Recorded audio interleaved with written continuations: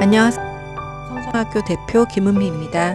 마음성장학교 독서집단 지금 여기에서 릭 워렌 목사의 목적이 이끄는 삶을 40일간 읽고 있습니다. 오늘은 29번째 날, 사명을 받아들이기. 지금부터 나누겠습니다. 우리는 그의 만드신 바라 그리스도 예수 안에서 선한 일을 위하여 지으심을 받은 자니 이 일은 하나님이 전에 예비하사 우리로 그 가운데서 행하게 하려 하심이니라. 에베소서 2장 10절 말씀. 아버지께서 내게 하라고 주신 일을 내가 이루어 아버지를 이 세상에서 영화롭게 하였사오니. 요한복음 17장 14절 말씀. 하나님은 우리의 삶을 통해 변화를 만들라고 우리를 창조하셨다. 수많은 베스트셀러들은 우리가 인생에서 어떻게 하면 가장 많은 것을 얻을 수 있는가에 대해 조언하고 있지만 이것은 결코 하나님이 우리를 이곳에 살게 하시는 이유가 아니다. 이 땅에 지금보다 무엇을 더하기 위하여 존재하는 것이지 그저 축내기 위해서 있는 것이 아니다. 그것은 우리의 사역 혹은 섬김이라 불린다. 성경은 이에 대해 자세하게 말해준다. 첫 번째, 우리는 하나님을 섬기기 위해 지음받았다. 성경은 말한다. 우리는 그의 만드신 바라 그리스도 예수 안에서 선한 일을 위하여 지으심을 받은 자니 이 일은 하나님이 전에 예비하사 우리로 그 가운데서 행하게 하려 하심이니라. 에베소서 2장 10절 말씀. 여기서 선한 일이란 우리의 섬김을 말한다. 그러므로 우리가 어떤 식으로든 다른 사람을 섬길 때마다 실제로 우리는 하나님을 섬기는 것이고 그럴 때 우리는 하나님이 우리를 만드신 목적대로 살고 있는 것이다. 하나님이 에레미야에게 하신 말씀은 우리에게도 진실이다. 내가 너를 복중에 짓기 전에 너를 알았고 내가 태에서 나오기 전에 너를 구별하였고 너를 열방의 선지자로 세웠노라 하시기로. 에레미야 1장 5절 말씀. 우리는 특별한 과제를 안고 이 땅에 보내졌다. 두 번째, 우리는 하나님을 섬기기 위해 구원받았다. 성경은 말한다. 하나님이 우리를 구원하사 거룩하게 부르심으로 부르심은 우리의 행위대로 하심이 아니오 오직 자기 뜻과 영원한 때 전부터 그리스도 예수 안에서 우리에게 주신 은혜대로 하심이라. 디모데후서 1장 9절 말씀. 하나님은 당신의 거룩한 일을 하기 위한 목적으로 우리를 구원하셨는데 이 말은 섬김을 통해 우리가 구원받은 것이 아니라 섬김을 위해 구원받았다는 뜻이다. 하나님 나라에서는 우리만의 위치, 목적, 역할, 기능이 있고 이것을 감당할 때 우리의 삶은 의미와 가치를 갖게 된다. 우리를 구원하시려고 예수님은 당신의 생명을 대가로 지불하셨다. 성경은 값으로 산 것이 되었으되 그런즉 너희 몸으로 하나님께 영광을 돌리라. 고린도전서 6장 20절에서 우리에게 상기시켜주고 있다. 그러므로 우리는 하나님을 죄책감, 두려움, 의무감으로 섬겨야 하는 것이 아니라 하나님이 우리를 위해 하신 일에 대해 깊은 감사와 기쁨으로 섬겨야 하는 것이다. 우리는 우리의 삶을 그분께 비췄다. 구원을 통하여 우리는 과거의 용서를 받았고 현재의 삶에는 새로운 의미가 부여되었으며 미래에 대한 확실한 보장을 받았다. 그래서 이 엄청난 혜택을 생각하며 바울은 그러므로 형제들아 내가 하나님의 모든 자비하심으로 너희를 권하노니 너희 몸을 하나님이 기뻐하시는 거룩한 산 제사로 드리라. 이는 너희의 드릴 영적 예배니라. 로마서 12장 1절 말씀에서 결론 짓고 있다. 사도 요한은 우리가 다른 사람을 사랑으로 섬기는 것이 우리가 진실로 구원받은 사람임을 보여준다고 가르쳐준다. 그가 말한다. 우리가 형제를 사랑함으로 사망에서 옮겨 생명으로 들어간 줄을 알거니와 사랑치 아니하는 자는 사망에 거하느니라. 요한일서 3장 14절 말씀. 만약 내게 다른 사람을 사랑하는 마음이 없고 다른 사람을 섬기고 싶은 마음도 없으며 오직 내 일에만 신경을 쓴다면 정말 예수님이 내 삶 속에 계시는 것인가 반문해 보아야만 한다. 구원받은 자의 마음은 다른 사람을 섬기고 싶어하는 마음이기 때문이다. 하나님을 섬기다 라는 말을 사역, 이라는 말로 표현할 수 있는데 이 말에 대해 많은 사람들이 잘못 이해하고 있다. 대부분의 사람들은 사역이라는 말을 들으면 목사, 신부, 전문 사역자 등을 연상하지만 실은 모든 하나님의 가족은 사역자라고 하나님은 말씀하신다. 성경에서는 섬김과 사역 그리고 종과 사역자라는 단어가 동의어로 사용되고 있다. 우리가 누군가를 섬기고 있다면 우리는 사역을 하고 있는 것이다. 우리는 다른 사람을 섬기기 위해서 고침을 받은 것이고 다른 사람을 축복하기 위해서 복을 받은 것이다. 우리가 구원을 받는 순간부터 하나님은 이와 같은 일을 하시기 위해 우리를 사용하신다. 하나님은 우리가 당신의 교회 안에서 해야 할 사역과 우리가 세상 속에서 해야 할 사명을 갖고 계신다. 세 번째, 우리는 하나님을 섬기기 위해 부름받았다. 성경은 말한다. 하나님이 우리를 구원하시고 부르신 것은 우리가 무엇을 해서가 아니라 하나님의 목적을 이루기 위해서이다. 디모데후서 1장 9절 말씀. 베드로는 이에 덧붙여 말한다. 오직 너희는 택하신 족속이요 왕 같은 제사장들이요 거룩한 나라요 그의 소유된 백성이니 이는 너희를 어두운 데서 불러내어 그의 기이한 빛에 들어가게 하신 자의 아름다운 덕을 선전하게 하려 하심이라. 베드로전서 2장 9절 말씀.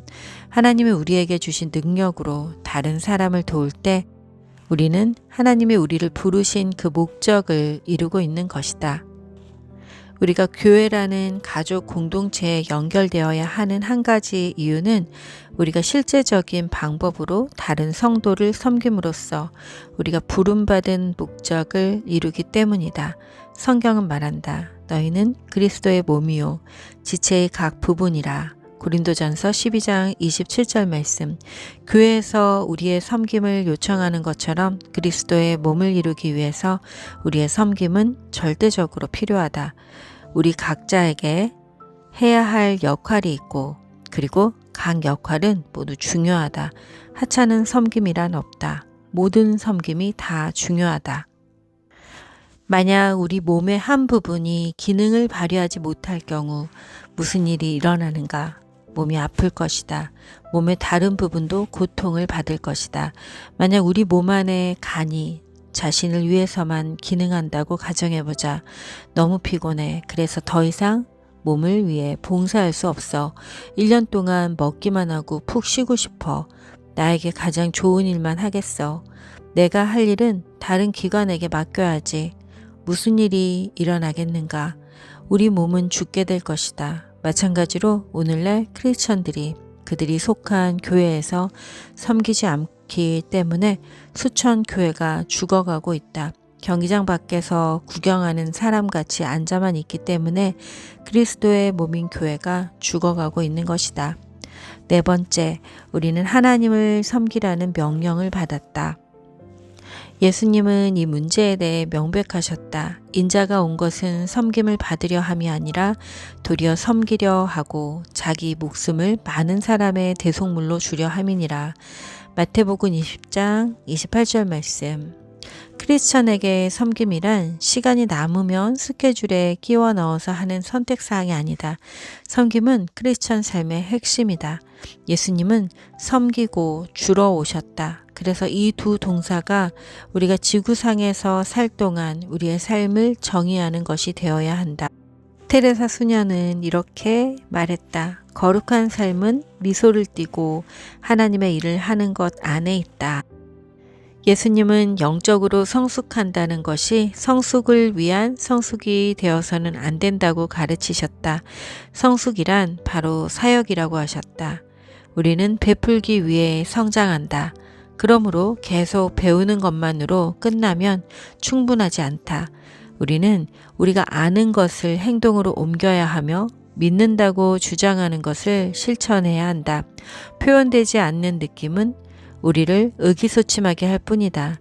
섬김 없는 연구는 영적인 침체로 이끌 뿐이다.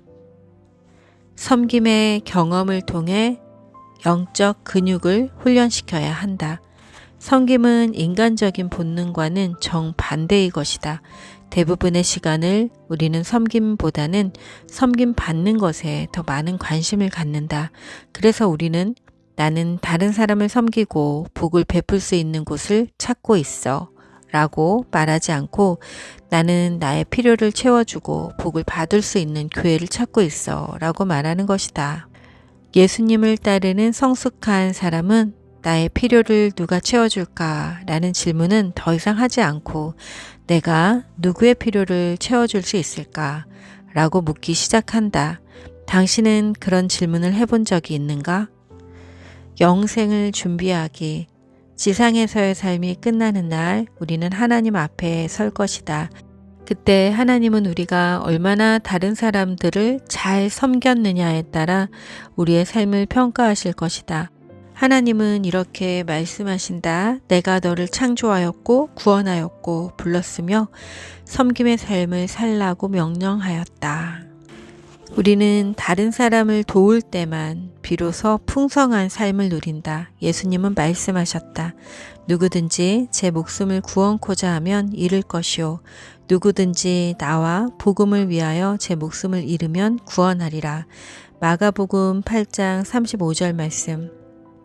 만일 우리가 섬기지 않고 있다면 우리는 그저 존재하고 있을 뿐이다. 왜냐하면 삶은 사역을 하도록 주어졌기 때문이다. 하나님은 우리가 이타적으로 다른 사람을 사랑하고 섬기는 것을 배우기 원하신다. 섬김과 의미. 우리는 우리의 삶을 무엇인가를 위해 내놓을 것이다. 그것은 무엇이 될 것인가? 또는 직장, 스포츠, 취미, 명성, 부, 그 어떤 것도 영원한 의미를 지니지는 못한다. 섬김은 진정한 의미로 나아가는 통로다. 사역을 통해 우리는 우리의 삶의 의미를 발견할 수 있다. 성경은 말한다. 이와 같이 우리 많은 사람이 그리스도 안에서 한 몸이 되어 서로 지체가 되었느니라. 로마서 12장 5절 말씀. 우리가 하나님의 가족 안에서 서로 섬길 때 우리의 삶은 영원한 중요성을 갖게 된다. 바울은 이렇게 말한 몸은 한 지체뿐이 아니요 여럿이니 만일 다 한 지체뿐이면 몸은 어디뇨. 고린도전서 12장 14절 19절. 하나님은 세상을 변화시키기 위해 우리를 사용하기 원하신다. 하나님은 우리를 통해 일하기 원하신다. 정말로 중요한 것은 우리가 이 땅에서 얼마나 오래 사느냐가 아니라 삶을 베풀며 사느냐이다. 얼마나 오래 살았느냐가 아니라 어떻게 사느냐이다. 지금 아무 사역이나 봉사를 하지 않고 있다면 어떤 핑계를 대면서 아무 봉사도 하고 있지 않은지 생각해 보아야 한다. 아브라함은 노인이었고 야곱은 불안한 상황에 있었으며 레아는 예쁘지 않았고 요셉은 매도되었으며 모세는 말더듬이었고 기드온은 가난하였으며 삼손은 의존적이었고 라합은 부도덕했으며 다윗은 간음을 했을 뿐 아니라 온갖 가정 문제를 갖고 있었으며 엘리야는 자살을 생각했었고 요나는 마지못해 하는 사람이었으며 나오미는 과부였고 세례 요한은 괴팍한 행동의 소유자였으며 베드로는 즉흥적이고 성격이 급한 불 같았으며 마르다는 늘 걱정이 많았고 사마리아 여인은 여러 차례 결혼 생활에 실패했으며 삭개오는 사회에서 따돌림을 당하였고 도마는 의심이 많았으며 바울은 건강에 문제가 있었고 디모데는 마음이 연약했다. 그들 모두 다 여러 가지 실패와 약점을 가지고 있었지만 하나님은 그들을 모두 하나님의 사역에 쓰셨다. 마찬가지로 하나님은 우리가 더 이상 핑계대지 않는다면 우리 또한 들어 쓰실 것이다. 29번째 날 내 삶의 목적에 대하여 생각할 점. 섬김은 선택사항이 아니다. 외울 말씀. 우리는 그의 만드신 바라 그리스도 예수 안에서 선한 일을 위하여 지으심을 받은 자니 이 일은 하나님이 전에 예비하사 우리로 그 가운데서 행하게 하려 하심이니라. 에베소서 2장 10절 말씀. 삶으로 떠나는 질문. 나로 하여금 하나님을 섬기라는 부르심을 받아들이지 못하게 막는 것은 무엇인가? 여러분은 지금 어떻게 살아가고 계신가요? 세상에서 무언가를 취하고 모으고 또 계속 쌓아 올리는데 많은 시간과 에너지를 사용하고 계시지는 않은가요? 자, 하나님께서는 우리에게 이곳에서 무언가를 축내고 소유하라고 보내신 것이 아닙니다. 하나님은 우리가 더 많은 사람들을 섬기고 또 나누고 서로 기대고 사랑하면서 살아가기를 원하십니다. 삶을 베풀며 사느냐, 또 어떻게 사느냐. 우리에게 중요한 것은 오직 두 가지 뿐입니다. 어떻게 베풀면서 살아가느냐. 우리가 만나는 모든 사람들이 곧 하나님임을 잊지 마시고 하나님을 섬기듯 만나는 모든 사람들에게 사랑을 전하는 우리가 되었으면 합니다. 그가 우리를 창조하셨고 우리를 구원하셨고 우리를 불렀으며 섬김의 삶을 살라고 명령하셨으니 우리가 무언가를 섬기기 시작할 때 하나님께서는 우리에게 지혜를 주시고 능력을 주시고 힘을 주시고 우리의 영적 근육을 훈련시키셔서 더 큰 용도로 우리를 사용하게 되실 거라 믿습니다. 주님, 저의 마음속에 섬김의 사랑이 넘쳐나게 하시옵소서. 깨끗하고 쓸만한 그릇으로 세상을 변화시킬 수 있는 사명자로 살기를 원하옵니다. 섬김의 사랑이 넘쳐나게 하셔서 그 사랑이 필요한 곳으로 흘러가게 하시옵소서. 자, 오늘도 평안하시고요. 저는 또 내일 뵙겠습니다. 여러분 평안하세요. 샬롬.